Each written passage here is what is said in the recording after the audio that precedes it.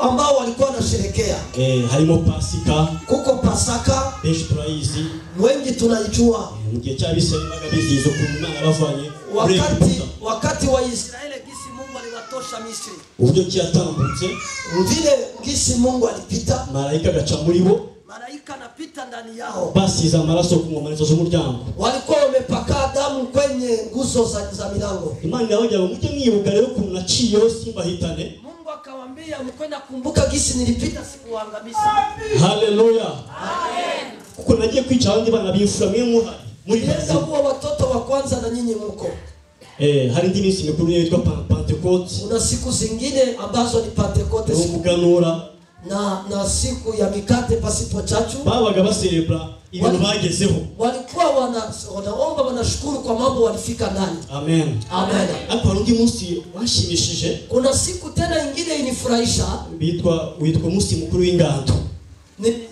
Iminsi mikuru y'ingando. Na siku kuu za vibanda.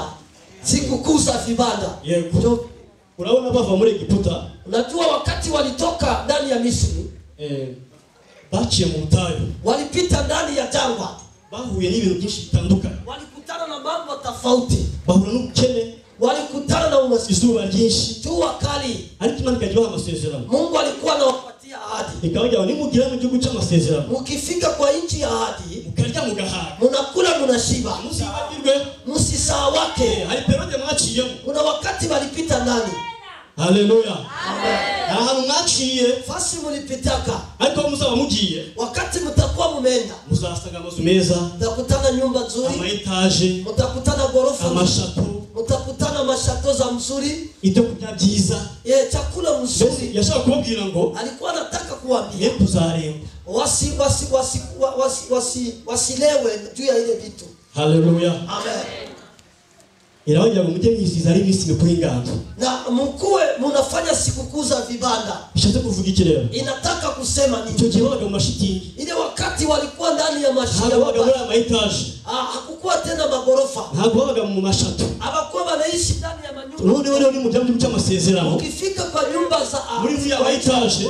Kwa ile manyumba za gorofa. Mujye mufata iminsi runaka. Mkwe mnachukua siku. Mugende ahantu mwubaka amashitingi.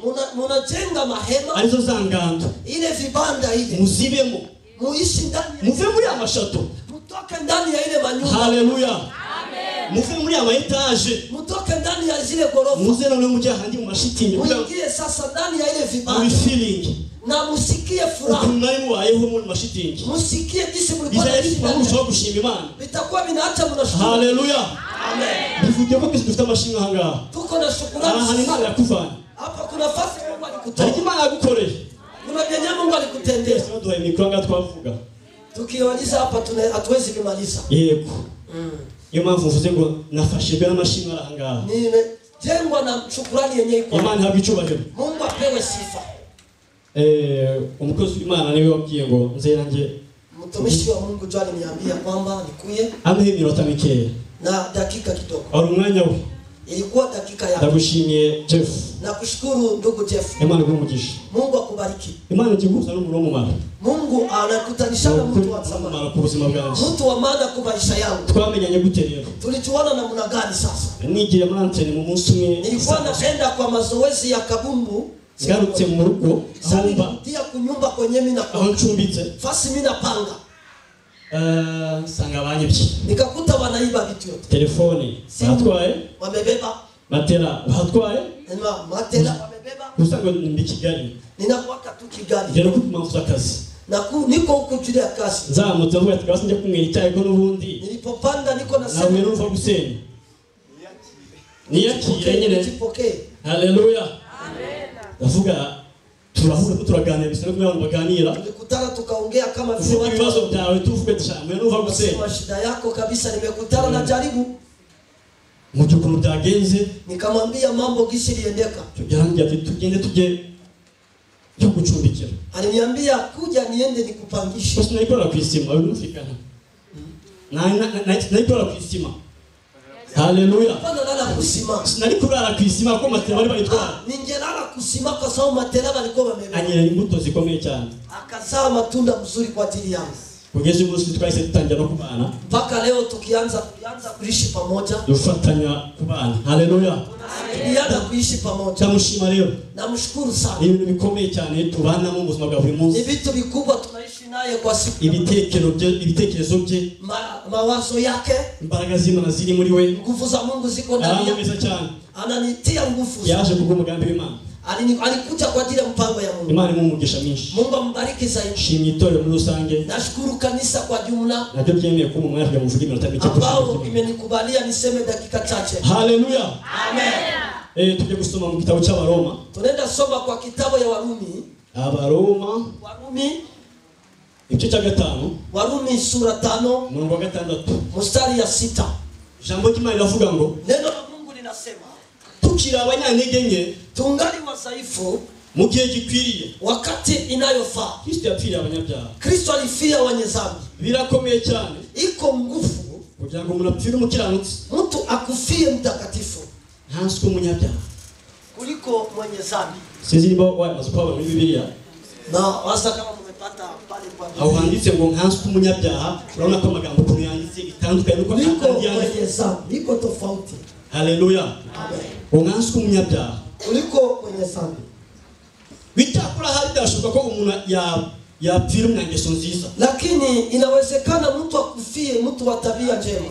Ariko Imana yerekanye urukundo rwayo idukunda, alionyesha upendo wake kisha anatupenda. Ubwo Kristo yadupfiraga tukiri abanyabyaha, kati Kristo alitufia tungali. Haleluya. Amen. Iryo jambo ry'Imana tujye kuganiraho. Neno hili tunaenda uzungumza kwayo.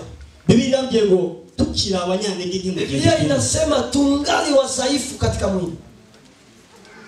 Kristo yapfiriye abanyabyaha. Kristo alifia wenye dhambi.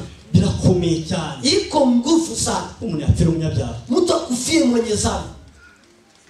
Ndako birakomeye cyane. Nasema biko nguvu sana. Umuntu yapfira umukiranutsi. Mtu akufie mtakatifu. Ntanswe umunyabyaha kuliko mwenye dhambi. Ngo ariko Imana yagaragaje ko dukunda. Lakini Mungu alionyesha kwamba anatupenda. Idupfira turi abanyabyaha. Anatukufia sisi wenye dhambi. Ahari Imana yapfira umwangeso nziza. Mungu anaweza kufia mwenye.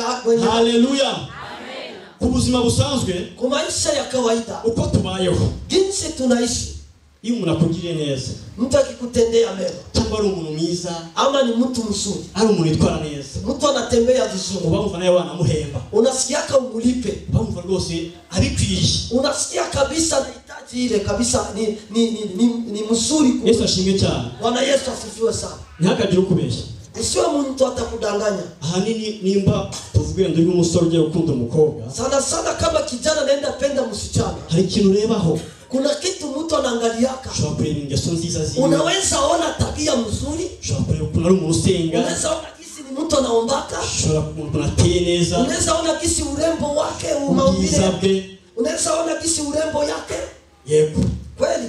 Ariko Imana yoyo, lakini Mungu ye sigo kimeze. Haiko ndio vile Mungu anakuwaka. Yagupfira ukiri umunyabyaha, alikukufia ungali mwenye dhambi. Niyo mpamvu ngo utukiri tungali ngo mu gihe gikwiriye tukira abanyantege nke, turi abanyabyaha, wakati tungali wenye dhambi na wadhaifu. Yesu icyo yadupfira. Yesu ndio wakati alikufa. Haleluya. Amen. Bikavuga ngo kuko Imana yakunze abari bisi cyane, kwa maana Mungu alipenda dunia wote, byatumye itanga umwana wawe w'ikinege, alitoa mtoto wake wa pekee kugira ngo umwizera wese atarimbuka, anayemwamini ahubwo abugingo buhoraho, lakini apate uzima. Haleluya. Amen. Ndabizi muri kino gihe benshi bikomera. Mimi najua kwa hizi siku tuna maumivu. Ugose ukundana n'umuntu akagira akaguhemukira, unapendanaka na mtu kisha anakulumiza. Hari igihe bigora rwose ko umuntu yakubwira Imana yagukunda ngo byumve. Kuna kuwaka wakati mtu akakwambia Mungu anakupenda kisha ubisikie. Iyo ni urukundo. Upendo rukundo bwira umuntu ngo na wakati unaambia ko ngukunda, unajua kama mimi nakupenda. Ababimbye ni benshi, wenyewe baliniambia ni mingi. Haleluya. Amen. Ariko ndavuga ngo uyu munsi Imana yagukunda. Ninasema leo Mungu anakupenda. Imana yagukunda cyane. Mungu anakupenda sana. Hapana kuvuga ngo bimeze bite. Unaweza sema biko namna gani? Ubuzima bumeze ko Imana yagukunda. Jinsi maisha yako iko Mungu anakupenda. Shuti yanjye nagi gukunda kwa gusenga cyane. Ndugu, Mungu akupende tu naomba sana. Nubwo gukunda kwa gukiranuka cyane. Akupende Akupende kwa sababu uko wapi. Avikukunda kwa kuyizera cyane. Akupende tu naamini Mungu. Ijambo ry'Imana likambwira ngo neno la Mungu imeniambia Imana igigusha imvura ku bazima no ku babi. Mungu ananyeshea mvua kwa wabaya na walio wazuri. Turebeye kuifatika. Tukiangalia kwa vitu vinavyo. Basanga abapagani batusha nini bifatika. Tunaweza kuta kwa wenyewe walikuwa tushinda na vitu vingi. Kuko wafuti bana rwose Imana bakunda kundusha. Hawa Mungu anawapenda kuishi. Imana ikunda abantu bose. Mungu anapenda watu. Haleluya. Amen. Bakukira abanyantege nke mu gihe gikwiriye. Ngali wasaifu kwa wakati. Kristo yafira abanyabyaha. Kristo alikufia wewe. Birakomeye cyane ko mwapfira mu kiyamuzi. Iko ngufi mtu wa kufia umunyabyaha. Uliko mwenye zambi. Ariko Imana agaragaje kundi dukunda. Mungu alionyesha kisa na tufera turi babi. Utukufia na tuko wabaya. Lega kwicira urubanza. Acha kujikatia hukumu. Birashoboka ko ushobora kuri umuntu agenge muno mwese. Nawezekana kwa udhaifu leo. Ariko biravuga ngo lakini Biblia inasema aho igiti cyatemwa hata mti umekatwa ari ibyiringiro kuna tumaini ko cyongera kigashibuka. itaota tena. Haleluya. Birashoboka pe. Inawezekana. Icyingenzi aho gusobanukirwa urukundo rw'Imana ku buzima. Iti ya samani tamani utambue upendo ya Mungu kwa maisha. Imana yakukunda. Mungu anakupenda. Imana ikwitayeho. Mungu anakujali. Ahari hari umugabo wakwanze. Kuko mtu alikukataraka sasa. Kandi disona mukundaga mu kibana. Na ulikuwa unampenda wakati Mungu yarahindutse. Lakini ule mtu aligeuka. Shaka ufite umufiance. Naweza kuwa uko na fiancé anahinduka. Anageuka. Uko wamubonaga. Yesu alikuwa anamuona. Sikuri kumubona. Haiko njogi siku. Ariko ijambo ry'Imana likambwira ngo uko Imana ari imeze kera. Isi Mungu alikuwa sawa. Musine kwije. Na leo njogi. Bivuze yagukunda. Haleluya. Ndangiza. Na niko na malisa. Uhamya gatosha kwa warabumviseho. Ushuhuda kidogo ni juu saa zingine umesikia ni ushuhuda. Mu bihugu mu gihe cy'intambara y'ubutita, yes what? Mwa wakati ya vita kabisa. Ya baridi. Mu gihugu cha Korea y'Amajyepfo. Kwa nchi ya Korea ya chini. Yego. Na Korea y'Amajyaruguru bari mu ntambara. Na Korea ya juu walikuwa wakipigana. Kubera ikibazo cy'abakomunisme n'abakapitalisme bari bafite ukuntu badahuza. Abakuwa banaelewana juu ya ile kitu. Barayipfaga cyane. Balikuwa banafia ile. Haro abagabo umugabo n'umudamu baba missionnaire. Ulikuwa baba na mama wakuwa ma missionnaire. Bari baragiye kuvuga ubutumwa aho hantu. Walikuwa wameenda ubiri injili pale. Nuno umva ko n'abanyamerika bobo. Wao ni wa Amerika unasikia? Umva cyari ikibazo gikomeye aho ngaho. Ilikuwa shida kubwa pale. Igihe bari mu modoka batambuka hari amasaha ateye ubwoba. Wakati walikuwa kwenye gari kwa masasi ya nguvu sana. Nuko baciye bumva harakana kari mu kaboroga kari. Sasa walipita pale wakasikia katoto kiko kanalia pale pembeni. Nawe umva mu ntambara mwana mikuru. Mvita mtoto iko nalia sikizo kandi umufashe. Ona nana ni mwenyata angekusaidia. Wa mu mama